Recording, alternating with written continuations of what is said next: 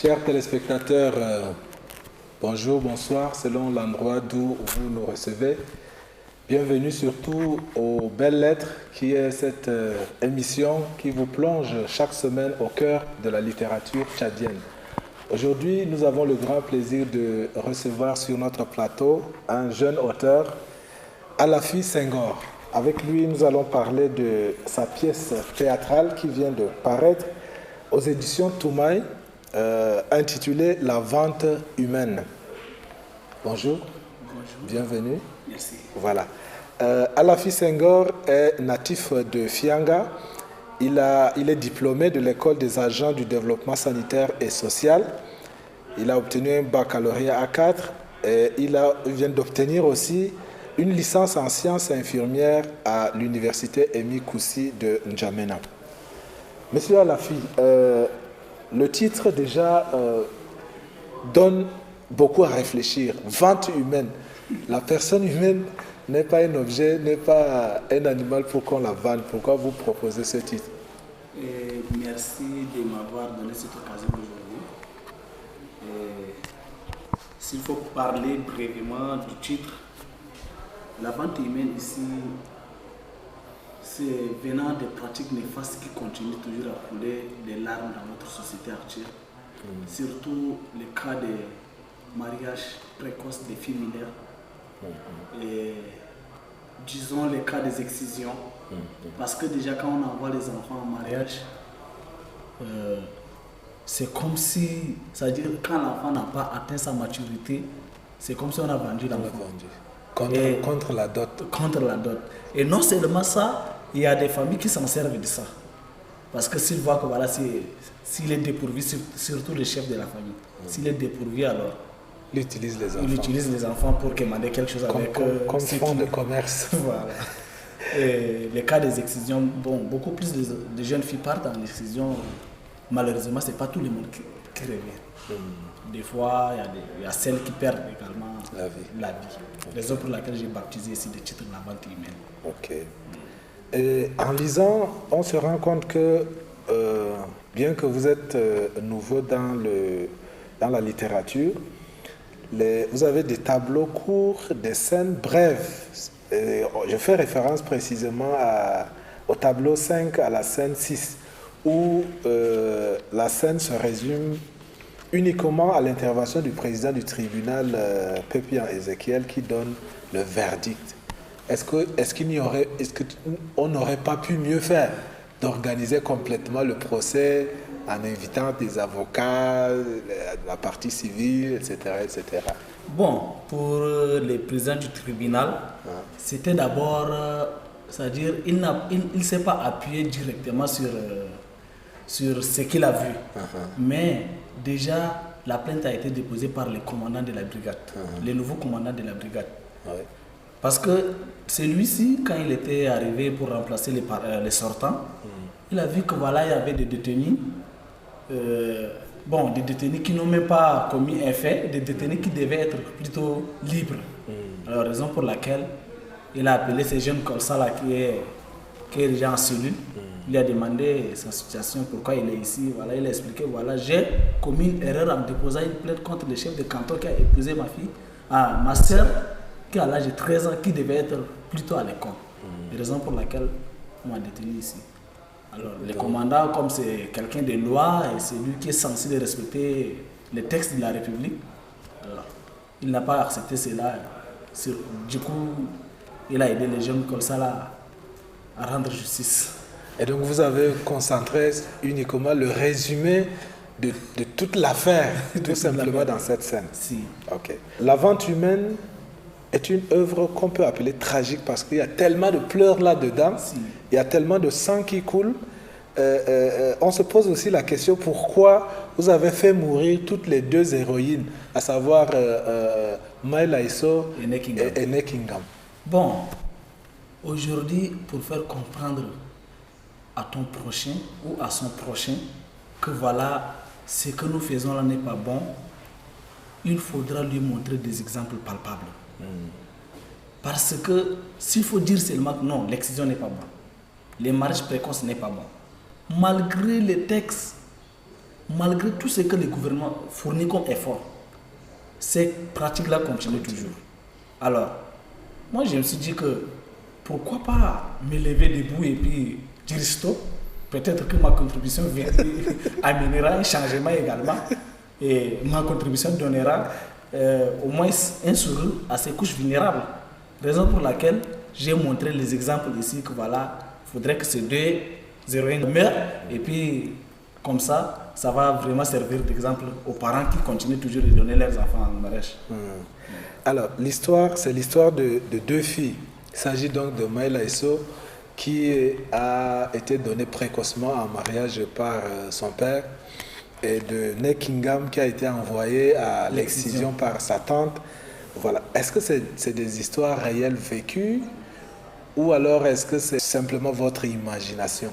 Bon, à chaque fois quand nous mettons la radio, surtout les médias en parlent de ça.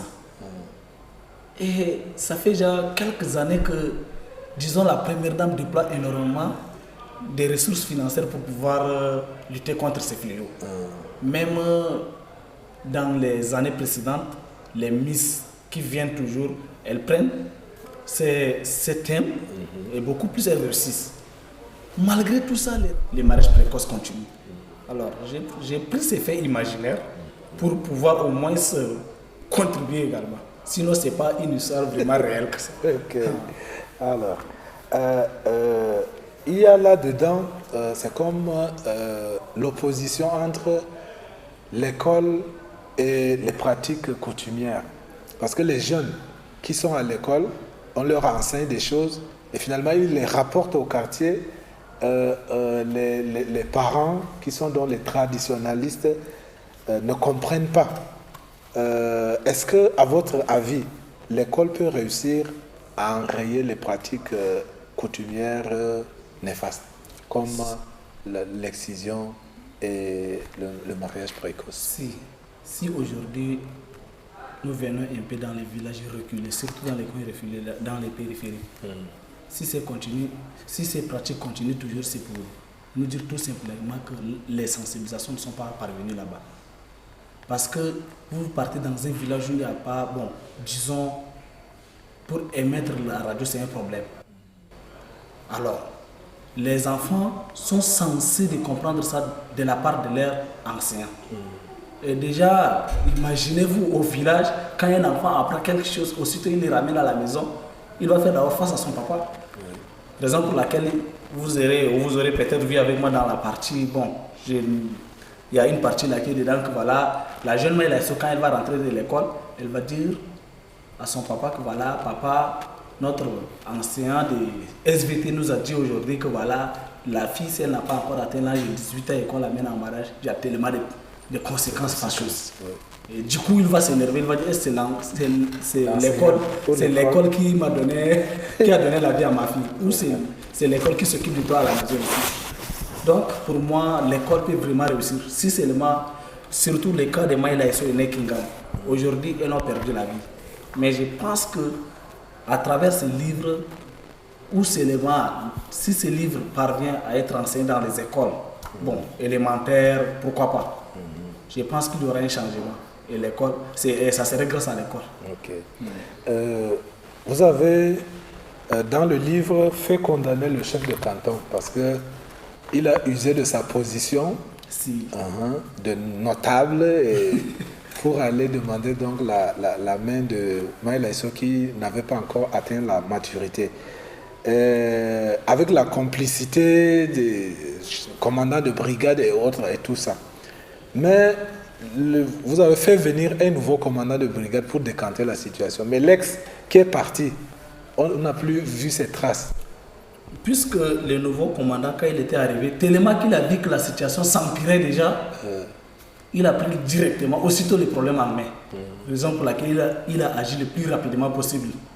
Et maintenant, pour lui, comme c'est quelqu'un, il a remplacé également une personne qui est de la loi, il ne s'est pas renseigné du commandant sortant. Et il s'est seulement appuyé sur les problèmes et puis du coup, il a préféré condamner ceux qui étaient présents.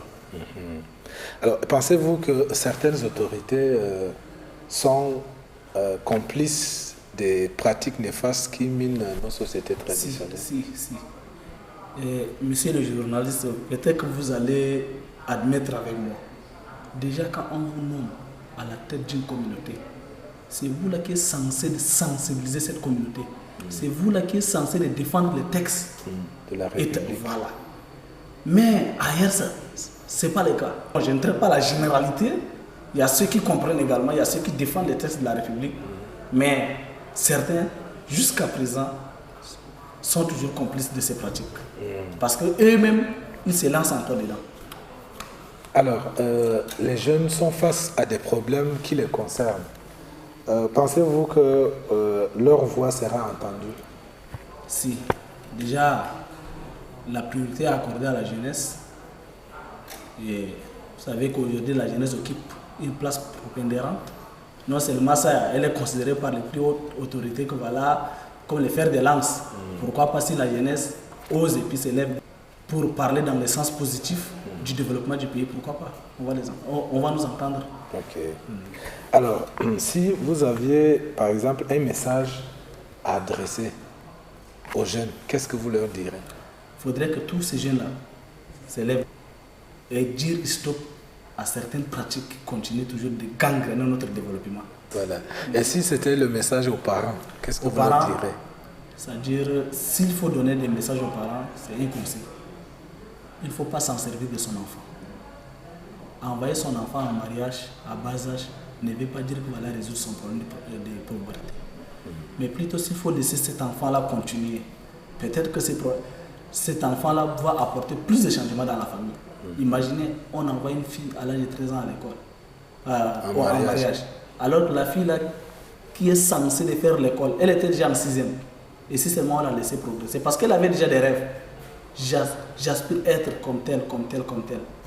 Et si seulement elle arrive à réussir, elle va apporter plus. Et si c'était aux autorités? Aux autorités, bon, tout ce que je leur demande, c'est de garantir la sécurité de la population.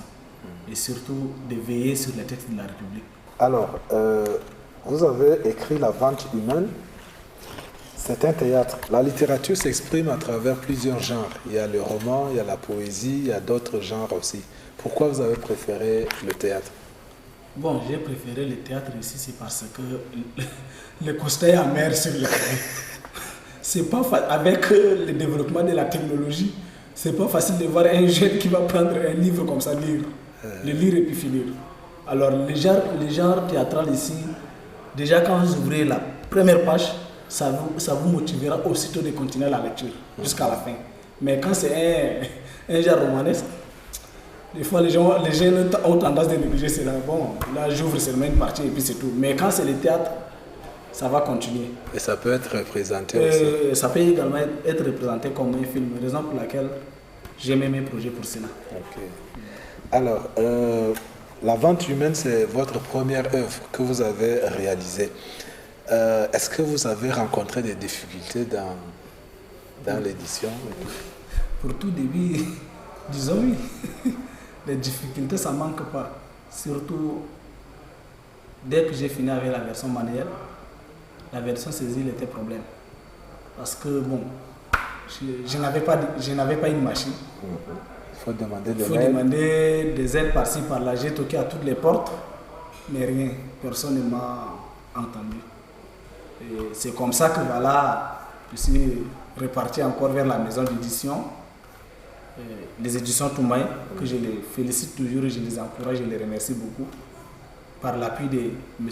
Barka Tao, qui est l'éditeur, c'est lui qui m'a aidé à réaliser cela. Sinon, il fait un temps, je voulais même abandonner.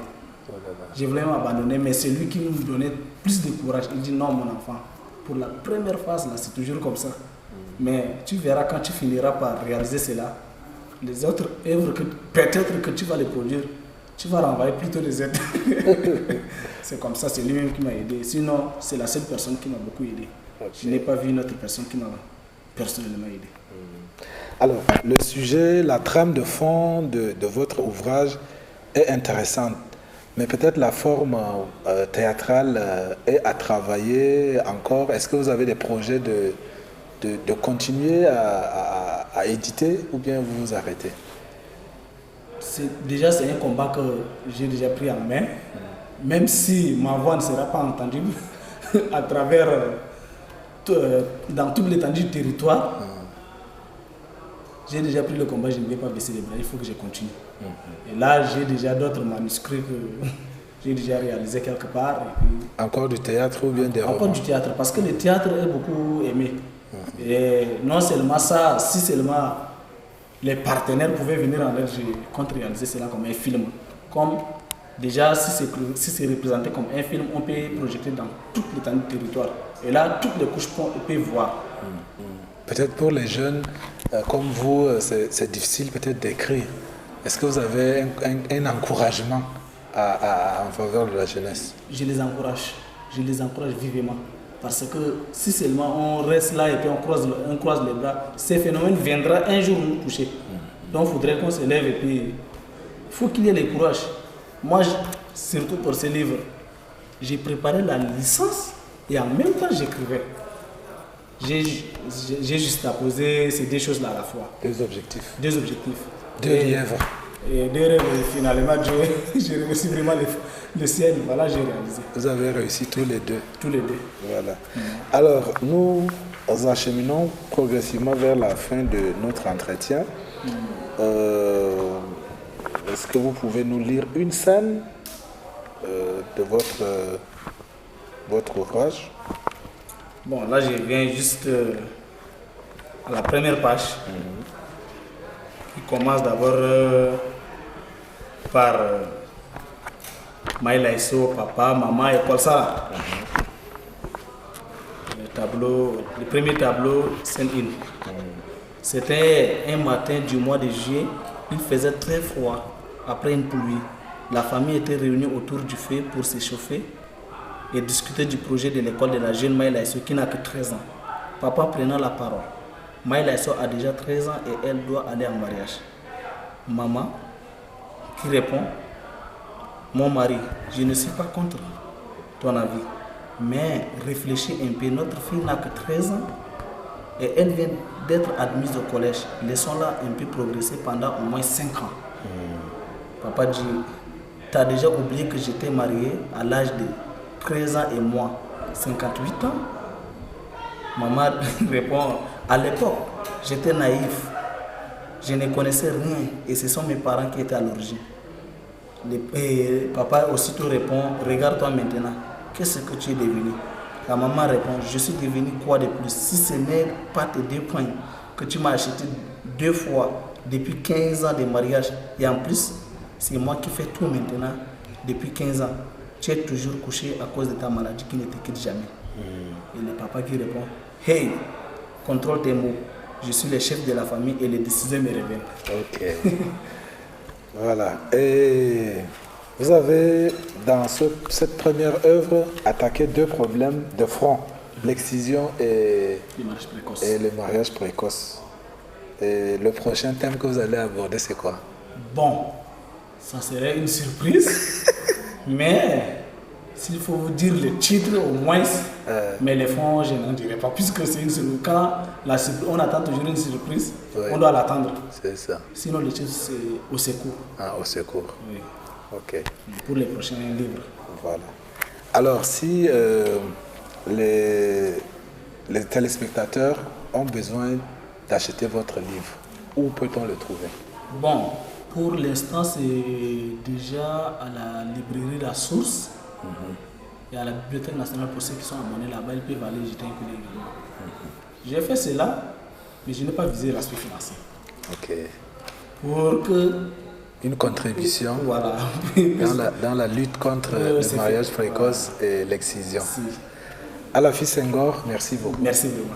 Chers téléspectateurs, nous sommes arrivés à la fin de notre rendez-vous d'aujourd'hui. Je rappelle que nous étions en compagnie de Alafi Senghor. Avec lui, nous avons parlé de son œuvre théâtrale intitulée La vente humaine. Le livre est paru aux éditions Toumagne. Merci de nous avoir prêté attention. Nous vous donnons rendez-vous, bien entendu, la prochaine fois pour un nouveau numéro. Restez toujours en compagnie des programmes de Télé Tchad.